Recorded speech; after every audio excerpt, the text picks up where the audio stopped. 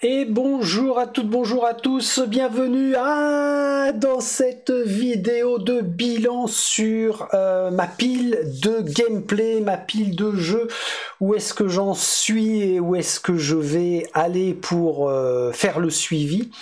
Alors, on va parler de quoi? On va parler de ceci, que je ne me trompe pas. Voilà, combien de temps pour jouer à tout ça?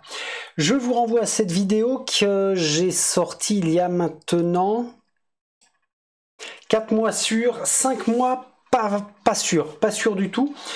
Et c'était à l'époque, au temps T, au jour J, de me poser pour dire je possède tout ce type de dungeon crawler ou de jeu narratif. Si j'arrêtais d'en acheter et que je ne faisais que ça pour y jouer, combien de temps ça me prendrait? Et on était arrivé à un résultat qui dépassait les 4 années. C'était assez phénoménal. Alors j'avais bien sûr instauré un savant calcul totalement pas scientifique, mais qui a l'air de fonctionner quand même relativement bien. Et comme je l'ai dit, c'est une vidéo que j'ai produite il y a 4-5 mois maintenant. Ça pourrait faire très court pour faire un premier bilan. Mais je profite d'avoir fini Trou de Vang cette semaine. Alors quand je dis cette semaine, nous sommes le dimanche 20 juillet. Et comme j'ai fini Trou de Vang, et pas que, qui était dans ma liste, eh bien je me suis posé là maintenant. Et puis on fait un premier bilan. J'en ferai un second fin 2025, en décembre. Puis après, idéalement, ce serait de le faire tous les 6 mois. Histoire de voir comment évolue la liste de jeux, comment évolue l'envie. Enfin bref, pour moi, ça reste quand même, sous couvert de cette pseudo déconnade là, ça reste quand même un très bon indicateur de gameplay. Et ça me motive aussi à avancer dans les jeux dans lesquels j'ai investi. Donc c'est quand même vachement bien. Alors, on va commencer donc ce bilan en s'intéressant à petit rappel sur comment j'avais calculé pour estimer mon temps de jeu boîte par boîte. 1 heure pour faire un déballage, la découverte des règles comme j'ai l'habitude. Et quand je le fais en vidéo, à peu près 5 heures pour 30 pages. L'apprentissage des règles, ça prend aussi du temps. Une éventuelle relecture quand je fais une coupure en cours de campagne. La peinture des figurines, ça prend aussi du temps. J'ai estimé à 6 figurines par heure. Ça peut monter très très vite en termes de temps à y passer. Le gameplay, la grosse moyenne, d'après ce que j'ai vu, c'est 2h30 par session. Parfois moins, parfois plus, 2h30, c'est pas déconnant. Et puis ma vidéo sur la vie d'un jeu, là j'avais mis 30 minutes, je pense que je peux rajouter 30 minutes de plus. Si je me base par rapport à la Cité Maudite et à Trou de Vang, alors je me tourne par là parce que je les ai mis là pour bien y penser. Ce sont plutôt des avis qui durent 1 heure parce qu'il y a plein de choses à en dire, que ce soit positif, moyen ou négatif. Donc je rajouterai quand même une demi-heure. Vous voyez, en le disant, ce ne sera pas déconnant. Dans cette liste, je l'ai agrémenté d'une superbe étoile jaune que j'associe à la rejouabilité d'un jeu. J'ai évoqué une forte rejouabilité avec Fate Forge, puis avec Trou de Vang, et dans la liste, ce sont des jeux que je note avec l'étoile, parce que la rejouabilité va se faire pour moi par rapport aux nouveaux personnages que l'on peut avoir, et aussi et surtout par rapport aux choix narratifs différents que l'histoire nous propose. Et ça a été une super motivation pour avoir envie d'y retourner. Envie d'y retourner, ça ne veut pas dire une fois que le jeu est fini, je recommence. Non, une fois que le jeu est fini, je passe à un autre pour le découvrir, pour voir si il me correspond bien et puis éventuellement y jouer de bout en bout. Et puis la rejouabilité, au bout de X mois, après X jeux, le ressortir pour y retourner. Et ça veut dire que là, on enchaîne avec le début de liste. Alors je vais faire en sorte de ne pas aller trop vite pour bien prendre le bon moment en commentaire. Assassin's Creed, je n'y ai pas retouché. Alors, en gris, complètement sur la droite, on voit le nombre d'heures estimé. 74 heures, pour l'instant, ça n'a strictement aucun intérêt parce que je n'ai pas encore mis les mains dedans. Chronicles of Drunagor. Alors là, tiens, je vais en profiter pour en dire un peu plus. Chronicles of Drunagor, quand j'ai fait le sondage il y a 5 mois ou 6 mois, Chronicles of Drunagor arrivait en très bonne place après Trudvang. Mais il s'avère que en ce moment, dans les semaines qui viennent, là, fin juillet, plutôt août, vont sortir les derniers packs d'extension pour Drunagor. Et avant de vraiment m'y mettre, j'aimerais bien investir dans un maximum de ces extensions. Et après, je pourrai initier la campagne. Donc, il est au chaud pour l'instant. J'ai quelques extensions, mais pas celles qui apparaissent à l'écran. L'ascension du dragon mort-vivant, celle-ci, oui, je l'ai. Les Sœurs déchues, je ne l'ai pas. Apocalypse Aventure, je ne l'ai pas, puisque c'est ce qui va sortir en août. En gris, on voit que j'aurai un calcul à faire au moment où je posséderai les boîtes pour l'estimation du temps de jeu. C'est quand même ce qui nous intéresse. On arrive sur la Cité Maudite. Et ben voilà, c'est un des premiers jeux que j'ai fini de ma liste initiale. 2025, avec un prévisionnel d'heures de 53 heures.5, c'est vachement précis. Et finalement, quand j'ai refait le calcul de toutes les vidéos du temps passé, je suis arrivé à 68 heures de jeu. 68 heures de jeu, c'est déjà pas mal. Franchement, c'est pas mal. C'est un jeu que j'ai beaucoup aimé. Je vous renvoie à la vidéo de mon avis dessus. Par contre, tiens, il n'y a pas l'étoile de la rejouabilité, comme je l'ai dit quand j'ai fait la vidéo de l'avis. Une fois joué, c'est rangé.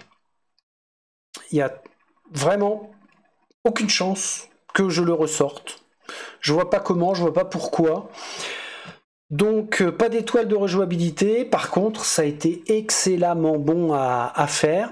J'avais dit aussi que je n'investirais pas dans les 2 extensions qui sont sorties depuis. Déjà, très difficile à trouver, à des prix particulièrement dégueulasses. Donc, en tout cas, c'est bien parce qu'on a Warhammer Quest, la Cité Maudite, sur fond vert, c'est cool, c'est très bien. Motivé. Ah, The Dark Quarter, je ne m'attarde pas sur The Dark Quarter maintenant, j'y reviendrai avant la fin de la vidéo. Descent, Légende des Ténèbres. Je suis embêté avec Descent, Légende des Ténèbres. On voit qu'en dessous, il y a la partie 2, la guerre du traître. Alors, pourquoi je suis embêté avec Légende des Ténèbres? Descent, c'était... Oui, c'est ça, Descent, Légende des Ténèbres, je ne me suis pas trompé. C'est parce que j'ai commencé à faire la campagne en vidéo. J'étais persuadé d'avoir fait... que ça se sauvegardait correctement via le PC, parce que je passais via BlueStack pour y jouer avec l'application, et quand j'ai voulu la relancer, j'ai tout paumé. Je me suis dit, bon, ça veut dire que mon imagination m'a trompé. C'était sur la tablette que j'y ai joué. Alors, j'ai pas regardé les vidéos. J'aurais peut-être pu commencer par là. J'ai pas regardé les vidéos que j'avais faites. Et non, via la tablette, même chose. Pas de campagne sauvegardée. Donc, j'hésite vraiment entre complètement redémarrer de zéro, ou bien revoir mes vidéos et puis faire des avances rapides en recomposant les éléments que j'ai pu débloquer au fur et à mesure de la campagne. On avait fait quoi, 5, 6 aventures, je crois pas plus. Bon, ça reste en suspens. Toujours est-il que l'extension, je vous la montre après parce que ça y est, je l'ai. J'ai investi dedans. Dungeon Saga Origins. Alors, pour l'instant, j'ai fait le déballage de Dungeon Saga Origins. Bonne surprise sur le contenu, ça me paraît être vraiment sympa à jouer.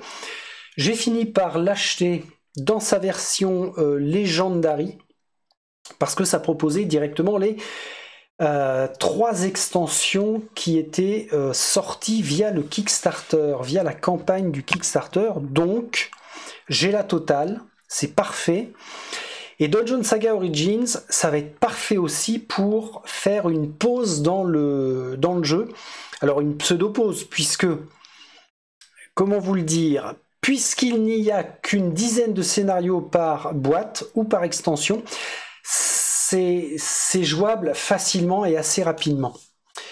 Ça fait 10 séances. Ça fait quoi, 2 semaines, 3 semaines de gameplay, si j'ai un planning qui est relativement soft. Donc, c'est bien. C'est ou bien inséré entre 2 gros jeux, ou alors carrément inséré dans un jeu que je viens de commencer, mais qui présente des heures et des heures et des heures de gameplay. Donc, un petit Dungeon Saga Origins de 10 sessions, pour faire un break, c'est pas mal. Donc, ça c'est toujours sous le coude. Aetherfields, dans ma pile de jeux là, Aetherfields, ça fait des mois et des mois que je le repousse parce que ça n'est jamais le bon moment. Ça a failli être le bon moment, mais je suis tombé sur Trudvang. Ça a failli être le bon moment avant que je ne joue à l'extension de Marvel Zombie, les 4 Fantastiques. Bref, je sais que ça va me prendre beaucoup de temps. Je sais que c'est un jeu qui m'a l'air vraiment excellent, qui est plutôt barré, donc en termes d'immersion et de nouveau gameplay, ça va vraiment changer. Mais c'est pas encore le bon moment. Ça viendra, ça viendra. Alors on voit, j'ai l'extension Phoenix, Harpie, la campagne de la Harpie et de la Louve, et l'extension Kittenberg. Pourquoi j'ai encore une boîte 1, 2, 3 ? J'ai dû oublier une boîte. J'avais dû prendre les figurines qui ne vont pas servir à grand chose, mais je m'étais fait plaisir. Donc Aetherfields, c'est toujours dans la pile de gameplay, sachant que dans la pile de gameplay, le principe c'est qu'un titre qui est rentré reste. C'est pas une liste de souhaits, c'est pas une pile de la honte, qu'on soit bien d'accord. J'ai horreur de dire pile de la honte. Virgule bordel, point d'exclamation. Non, c'est une pile de jeux. Les jeux dans lesquels j'ai investi, j'ai envie d'y aller, chaque chose en son temps. Aetherfields en fait partie, ça va pas sortir de la pile. Un jeu qui en sortirait de cette liste, ce serait parce que vraiment après quelques parties, ça me plaît pas. Donc là, je ferai ma vidéo de l'avis pour vraiment dire pourquoi ça me plaît pas, et puis je le retirerai de là, ou je le mettrai en rouge, tiens. Très bonne idée, je le mettrai en rouge. Ça ne se produira pas. Oh, après, on a Fateforge. Alors Fateforge, les chroniques de Khan. Une étoile. Une étoile, rejouabilité, ouais, très bien. Très bien, très bien. Particularité, c'est que je venais de finir Fateforge et j'ai eu l'idée de faire la vidéo sur combien de temps pour jouer à tout ça. Donc, initialement, c'était pas inclus dans la liste, mais je me suis fait plaisir pour lui rendre hommage. Donc, je l'ai intégré. Je n'avais pas estimé mon temps de jeu. Par contre, après finition de la campagne, j'y ai quand même passé 53 heures. C'est correct, hein ? C'est très correct, 53 heures, avec la projection de dire « Ah ouais, il y a quand même une rejouabilité sympa ». En plus, ça va évoluer puisqu'il y a eu en début d'année l'autre extension via Kickstarter qui probablement sortira en français et en boutique. Donc ça fera 2 extensions à jouer, ça sera sympa. Donc là on est au 2e jeu de fini, Fateforge et Warhammer Quest, la cité maudite.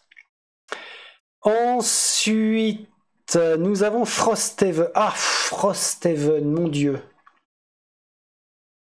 Je vous ai dit qu'Aetherfields allait prendre du temps. Ouais. Mais Frosthaven, il est au chaud. Alors, dire qu'il est au chaud pour Frosthaven quand on connaît où ça se passe et les environnements, c'est un peu déconnant. Il est plutôt au congèle. Frosthaven.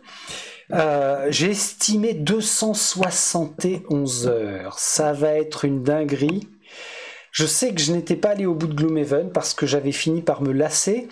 Mais, petite astuce personnelle, je m'étais mis un un challenge de fin pour la campagne que j'avais initiée. Et donc j'étais allé au bout de ma petite campagne, toute vraiment très personnelle. Je vous invite à voir la campagne des 3 salopards de Gloomhaven. Et Frosthaven, alors la boîte est là-bas, elle est lourde, elle est grosse, elle est énorme. Ça va être une dinguerie par rapport à l'évolution qu'a proposé Isaac Childress, le créateur. Tout ce qu'il a fait de plus par rapport à Gloomhaven, ça va être une dinguerie, je le sais. Et ben vous voyez, typiquement, c'est avec ce genre de gros jeu qu'est Frosthaven, où j'intercalerai au bout de 20-25 séances, j'en sais rien, un petit coup de, comment je t'ai appelé, Dungeon Saga Origins par exemple. Un jeu plus court, tac, et après on revient à Frosthaven pour relancer la machine. Bon, 271 heures, ça représente quand même beaucoup de séances et beaucoup de semaines à y passer. On verra ça. Après, ah, monsieur ISS Vanguard. Tiens. No spoil? Bah si, gros spoil, c'est le prochain. Là. Une fois que j'ai fini cette vidéo-là, il s'écoulera 2-3 jours. Et j'entamerai le déballage de la core box, de la boîte de base d'ISS Vanguard. Et puis, bah, c'est parti, Wistiti. Normalement, ça aussi, ça va me tenir un bon moment. J'ai estimé à 74 heures. Ouais, c'est ça. On verra. J'en attends énormément. Ça rejoint un petit peu Etherfields dans ma tête. Enfin, c'est pas que dans ma tête, c'est dans mon action de faire le déballage et d'y jouer. Je l'ai beaucoup retardé. Et puis j'ai fini par rechecker les extensions qu'il y avait. Alors la flotte perdue et aux frontières de l'infini, ça je les avais déjà puisque ça faisait partie de la vague 2. Mais il y avait encore 2-3 petites boîtes que j'avais complètement oubliées. J'ai fini par investir dedans. Donc là maintenant je suis opérationnel pour me lancer sur ISS Vanguard. Donc ça va être la prochaine campagne sur la chaîne. Ah, Malia, cas de figure particulier, on y reviendra après. Marvel Zombie. Alors j'ai bien précisé les extensions Marvel Zombie. Pourquoi? Parce que le jeu Marvel Zombie, je l'ai fini fin d'année dernière, je crois. Donc la boîte de base, ça y est, elle est finie. En partie d'ailleurs, parce que j'ai joué du côté héros, j'ai pas joué du côté zombie. Bon, toujours est-il que je ne l'ai pas réintégré. Boîte de base, je ne l'ai pas réintégré dans la liste. C'est un oubli de ma part, en vous le disant. Mais je voulais, dans cette liste de gameplay, m'intéresser aux extensions. Et la troisième boîte que j'ai finie, après la Cité Maudite, après Fate Forge, c'est donc l'extension des 4 Fantastiques assiégés. Pour les 3 extensions, j'avais prévu 55 heures. J'ai passé sur 4 Fantastiques assiégés 17 heures. Je suppose que Bataille des Sinister Six et Hydra Résurrection, avec une faute. Résurrection, paf, direct corrigé, très bien. Je suppose qu'on sera dans le même ordre d'idées. Donc c'est pas mal. Massive Darkness 2. Alors, figurez-vous que Massive Darkness 2, il est derrière moi, là, sur les étagères. J'ai tout redéballé. J'ai ressorti les figurines pour progresser dans leur peinture. Ça prend un temps de dingue parce qu'il y en a énormément. J'ai l'extension Heavenfall. Là, ça rejoint Dungeon Saga Origins, en fait. Campagne très courte, que ce soit la boîte de base ou l'extension. On est sur 10 scénarios, et encore 10 scénarios pour la boîte de base, oui, mais l'extension Heavenfall, je crois qu'on n'en joue que 6 en tout. Quelque chose comme ça, pas plus. Donc c'est parfait pour être inséré entre 2 gros jeux, ou alors pour faire une coupure pendant une grosse campagne. Mais d'ici à ce que je finisse la peinture, L'été sera largement passé, je pense. Ah, cas particulier, Nova et TAS Renaissance. Alors, j'ai pas fini d'y jouer. Et je suis allé coller une étoile de rejouabilité. J'ai peut-être mis la charrue avant les bœufs, avant le bœuf. Pas tant que ça, parce que l'intérêt pour Nova et TAS Renaissance, la projection que j'en ai faite sur les 6 ou 7 premières vidéos, c'était excellent, vraiment excellent. Et puis, il y a des extensions de la deuxième vague qui vont sortir. J'ai noté d'ailleurs pour ça, achat extension x 3 nouvelles campagnes. Donc j'ai décidé de faire un break, de le mettre en pause, et quand j'aurai toutes les extensions, ça va me permettre de vraiment refaire un tri par rapport à ce vers quoi je veux aller pour finir ma première campagne. Mais tant que j'ai pas les extensions, je préfère le mettre en pause. Et pour la rejouabilité, c'est vraiment une dinguerie ce jeu. Donc, il y a 4 ou 5 autres personnages qui sont disponibles. Ça peut être vraiment bien rejouable. Donc c'est cool, mais pour l'instant, il est en pause. Trou de Vang, eh ben, Trou de Vang, ça y est, il est fini. Fini. Excellente surprise aussi. C'est le 4e jeu et le dernier jeu d'ailleurs de cette liste 2025 qui apparaît comme étant fini. Et c'est super. La vidéo de mon avis a été faite il y a quoi? Il y a 48 heures maintenant. Je vous y renvoie. Temps estimé, j'étais à 57h30. Et en fait, j'y ai passé 49 heures. On n'est pas loin à chaque fois. Il y a à peine 10 heures d'écart. C'est pas si déconnant que ça. Et excellente surprise. Là, vraiment pour de la narration. Un jeu 80% narratif. Top. Top du top. Après Trou de Vang, nous avons Voyage en Terre du Milieu. Alors, j'ai progressé sur Voyage en Terre du Milieu dans le sens où il y a une extension qui ne va pas tarder à arriver. Je ne suis pas prêt d'y jouer. Non pas que je ne l'aime pas, mais il y a toujours des priorités. Et Voyage en Terre du Milieu, il est dans le bas de la liste des priorités et des grosses envies d'aller y retourner. Donc, il est dans la liste, il est prévu d'être joué, mais quand, je ne sais pas du tout. Ça veut dire qu'on arrive en fin de liste. On en a combien? 1, 2, 3, 4, 5...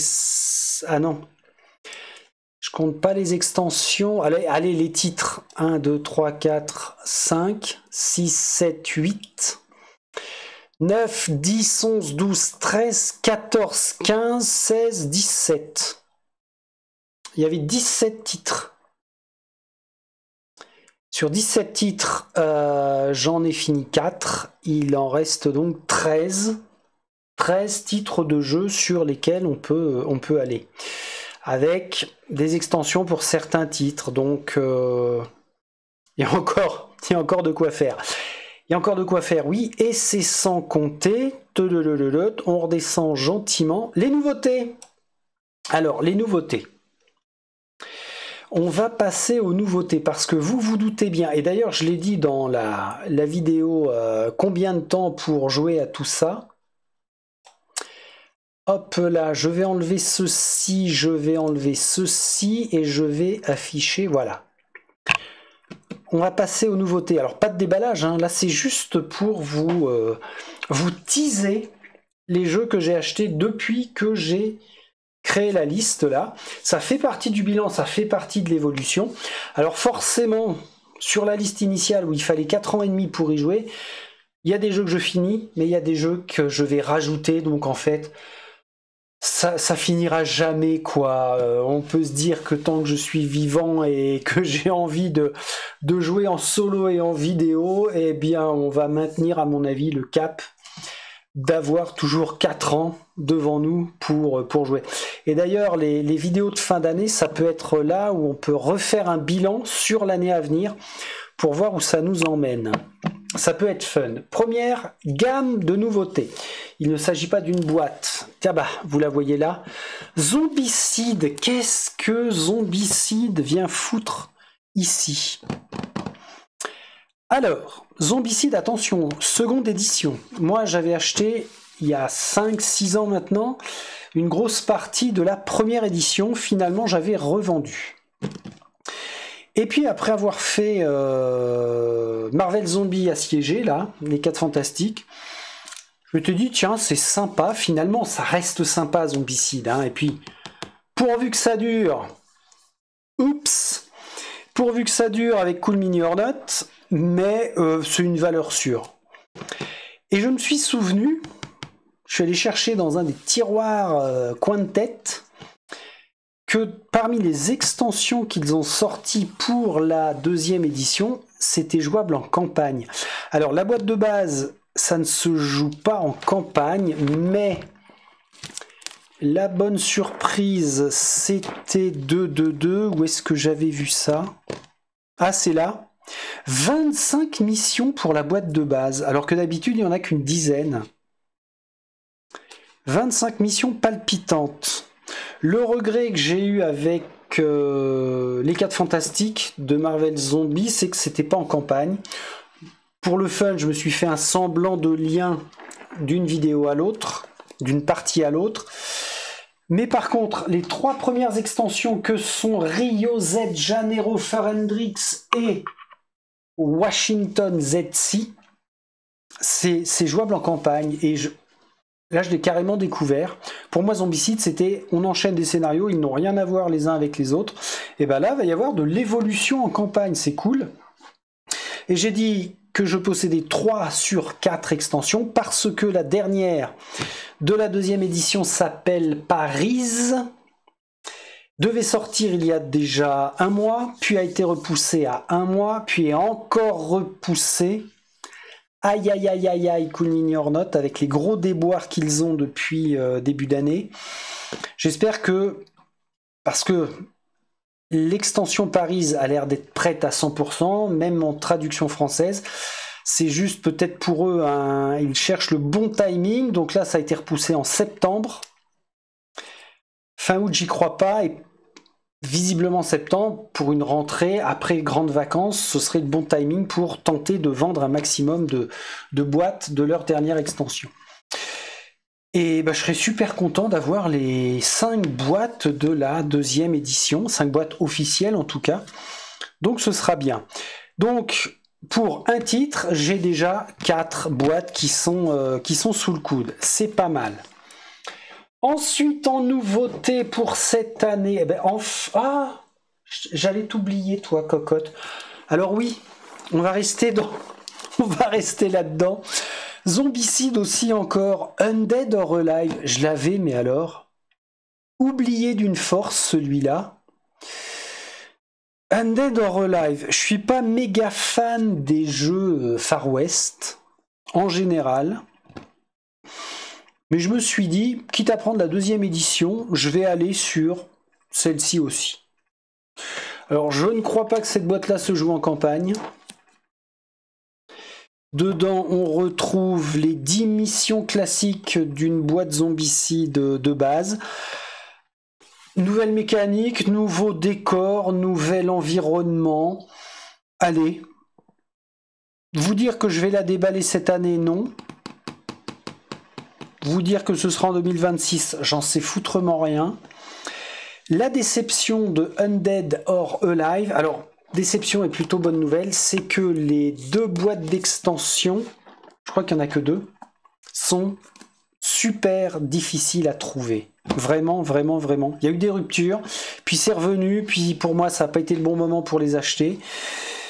Ouais, c'est compliqué de les avoir, mais sur le principe de ma collection, ben, j'aimerais bien avoir les 2 extensions. Je lance un appel d'ailleurs, tiens. Si vous avez un pote qui connaît un pote qui a entendu parler d'eux, quelqu'un qui allait vendre des extensions pour Undead or Alive in French uniquement, je ne joue qu'en français.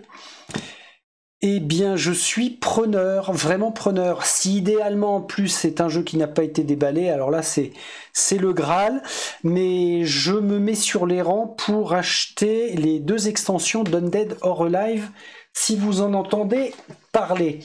Ensuite, je l'ai évoqué, l'acte 2 de Descent, Légende des Ténèbres. Oui, ça y est, après des mois et des mois et des mois de recul pour me dire je prends pas, je prends pas, et ben là, ça y est, c'est pris. Alors, c'est bien acte 2 qui est marqué là, donc une vraie suite à l'acte 1, puisque dedans, on a une réelle évolution de nos personnages de la première campagne, avec laquelle, je vous rappelle, j'ai eu des déboires de sauvegarde de ma progression. La déception avec Légende des Ténèbres, c'est que FFG a dit que initialement c'était prévu en 3 actes. Rien que dalle sur l'éventuel acte 3. Est-ce que ils nous ont baratiné? Est-ce que c'est un projet qui, pour X raisons, est très retardé? J'en sais rien. Idéalement, avant d'y retourner à l'acte 1, ben, j'aimerais bien avoir l'acte 2, l'acte 3. Pour me dire, ok, c'est bon, là j'ai un vrai fil conducteur, je m'y lance et on voit où ça nous mène.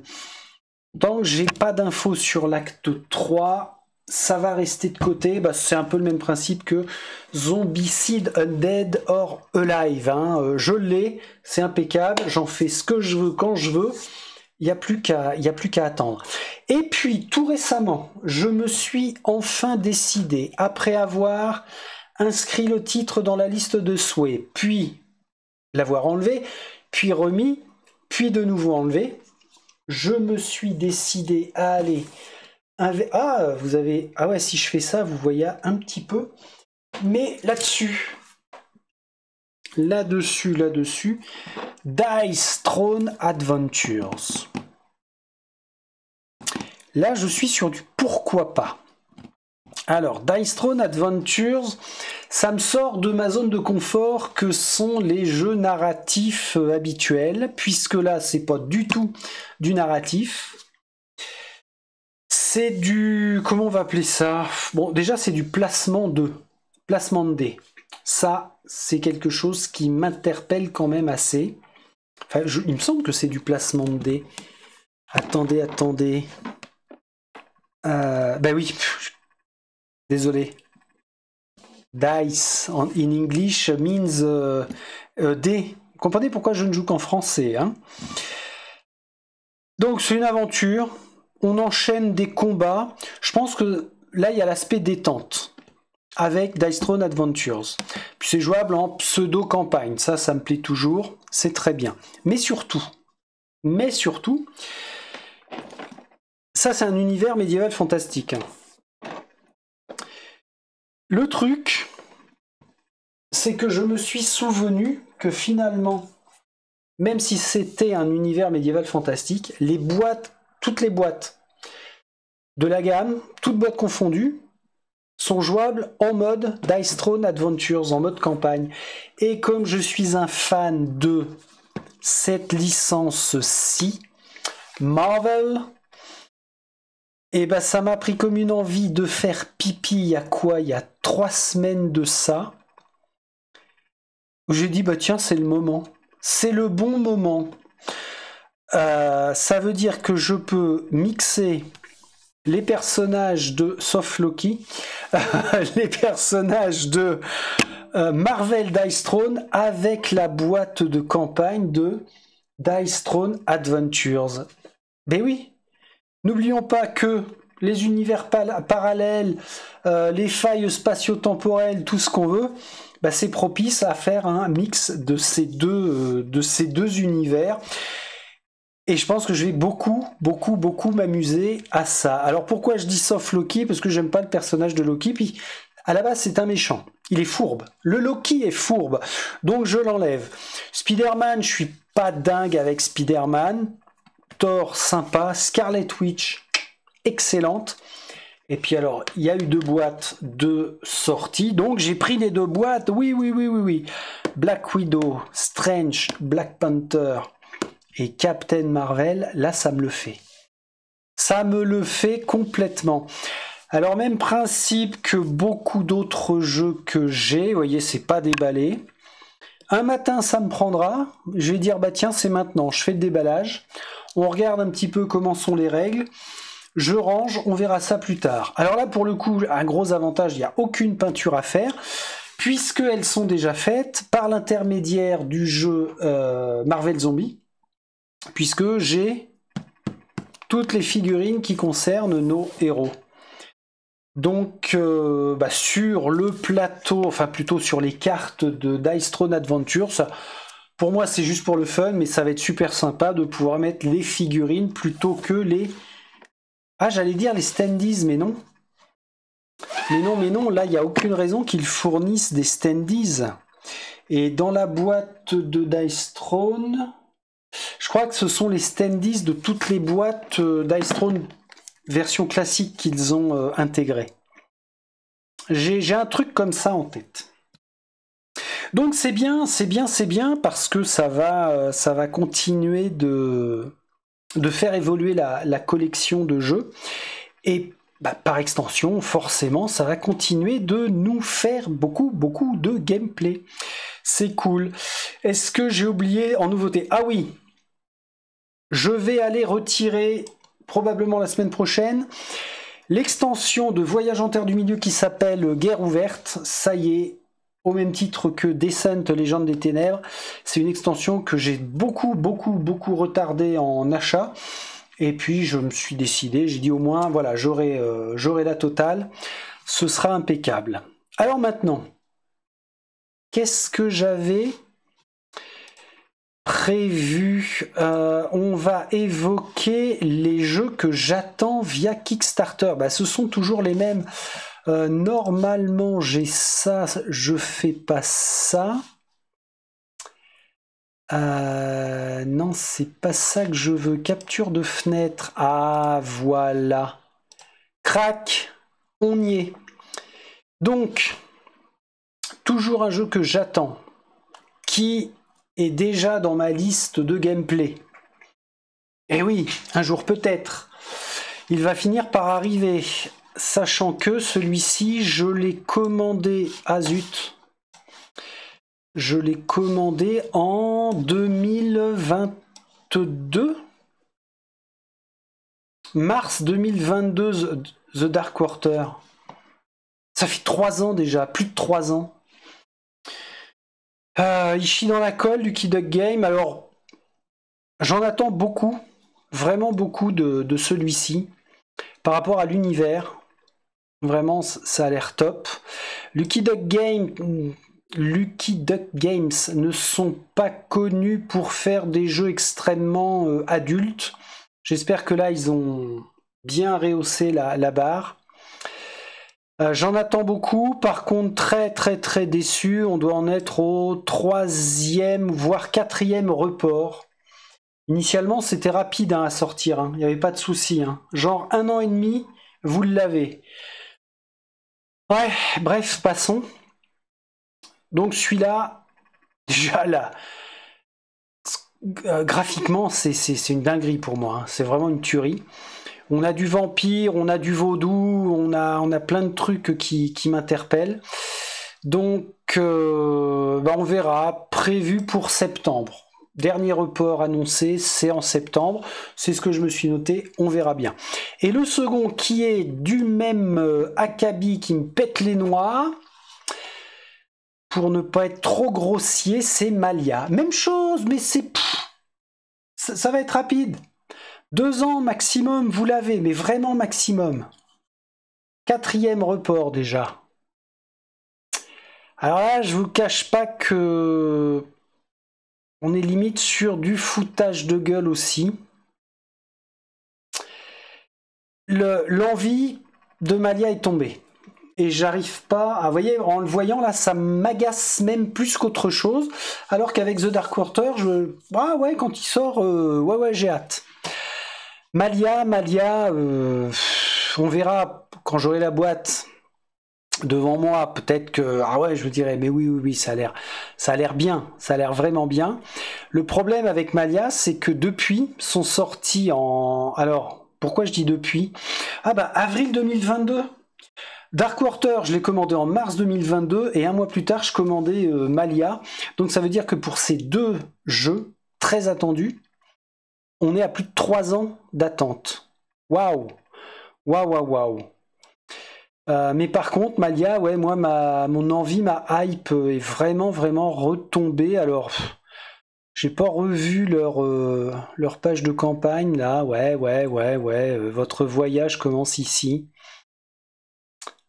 Bon, si on a une qualité de narration qui est du même niveau que Fateforge et True de Vang, forcément je vais être dedans très vite. Si on n'a pas une grosse narration de ce niveau-là, si ça se trouve, je vais le déballer, je vais faire les vidéos de règles, je vais y jouer un petit peu, et puis, alors quand je dis un petit peu, 1-2 séances, et si ça se trouve, ça va être remballé. Hein. Bon, il peut y avoir du bon, c'est du médiéval fantastique, il y a de la figurine, il y a des choix narratifs. Vous voyez, alors, pour le coup, ça justifie de faire un bilan, parce que là, ça me relance un peu quand même sur Malia. Ouais, le matériel a l'air sympa. Il y a cette histoire de carte de voyage, on a des événements, donc c'est bien. Héroïque version, je sais plus quel pledge j'avais fait, moi. Je crois que j'étais parti là-dessus. L'héroïque version, histoire d'avoir toujours du plus. Les figurines sont cool, les dessins sont pas mal. C'est quand même pas mal, je vais avoir des préférences. Ouais, il y a matière quand même. Ah, ouais. Avec nos différents héros, là. Faudrait que ce soit... Alors, si en termes de narration, c'est pas aussi calé que True de Vang, par exemple, faudrait qu'en termes de gameplay, on soit au niveau de Nova Etas Renaissance avec tout ce que ça propose. Là, je serais très content de jouer à Malia. Les différents ennemis aussi sont cool. C'est important d'avoir des ennemis super cool pour pouvoir les détester. Ouais. Ah, les moines. Sympa, les moines. Bon, ok. Le matériel aussi est bien. Ouais, voilà, le plateau voyage, là, ça peut être bien. Bon, bref. Ça, ce sont les KS en cours, donc. Et puis en divers, je mettais... Alors, je vais supprimer capture de fenêtre. En divers, je m'étais marqué que pour Chronicles of Drunagor, bah, je l'ai évoqué, les extensions sortent en août. Par contre, pour Nova Etas, si quelqu'un a des infos sur la vague 2, je suis preneur. Il n'y a rien qui passe. Alors, j'avais vu une vidéo il y a plusieurs semaines, si ce n'est quelques mois maintenant, qui évoquait le fait que Ludus Magnus Studio, donc éditeur, créateur de Nova Etas, était aussi en pseudo-galère. Alors, peut-être que mon cerveau a fait un looping et que j'ai mal interprété. Mais ça pourrait expliquer pourquoi, pour l'instant, il n'y a aucune info sur la vague 2. Si vous êtes au courant de quelque chose, je vous le demande, SVP. Et je vous rappelle que je suis preneur de la vague 2. Alors, j'ai oublié ton nom, je suis désolé. Toi, abonné, qui m'a dit que tu étais prêt à me revendre la vague 2, surtout, si tu passes par là, garde ça en tête, je suis toujours intéressé. Mais éventuellement que d'autres parmi vous se positionnent, parce que si le monsieur qui m'a proposé de me revendre la vague 2 ne va pas jusqu'au bout, je veux faire partie de l'aventure. Eh bien, ça veut dire que ça y est, oh là là là là, mais que de gameplay, mon Dieu, on n'en aura jamais fini. Bon, en fait, oui, c'est le principe, hein, bien sûr qu'on n'en aura jamais fini, et moi, ça me convient tout à fait. Et encore une fois, c'est une vraie source de motivation que de faire une liste, que de la suivre, que d'être content d'aller au bout d'un jeu, sans le torcher en plus, hein, sans le bâcler. C'est vraiment très bien. Donc voilà, ça met fin à notre premier bilan sur combien de temps pour jouer à tout ça. On va se retrouver, comme je l'ai évoqué, avec ISS Vanguard. J'espère que ça va être la dinguerie à laquelle je m'attends. Alors attention, hein, les vacances ont commencé là officiellement pour moi ce week-end. Donc ça va être très ralenti en termes de production de vidéos, mais je vais quand même prendre le temps de faire le déballage. On ira checker les règles comme d'habitude. Et puis, je vais avoir un petit peu de figurines à peindre avec ISS Vanguard. Donc, on démarrera fin août, début septembre avec les vidéos de gameplay. Puis, entre-temps, sur les 5 semaines qui viennent, là, ça n'empêchera pas peut-être de déballer, j'en sais rien, moi, un coup de Marvel Dice Throne, pourquoi pas, ou un autre jeu qui sera sorti de on ne sait où, mais qui sera sorti et bel et bien arrivé dans la pièce à jeu. Allez, je vous laisse ici, et puis on se dit à très vite pour d'autres nouvelles aventures. Salut, salut!